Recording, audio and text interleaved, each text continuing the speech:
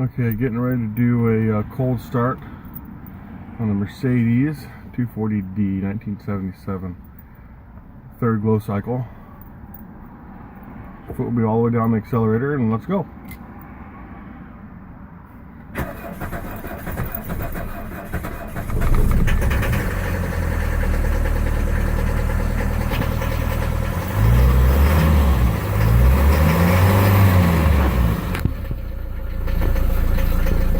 The idle adjuster is turned all the way up, as you see. I crank it down, but she was cranked all the way up.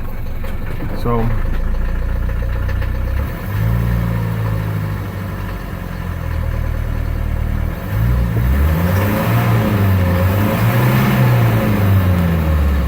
there you go. Let me know what you think, if that's a good start or not. I still need to do those glow plugs.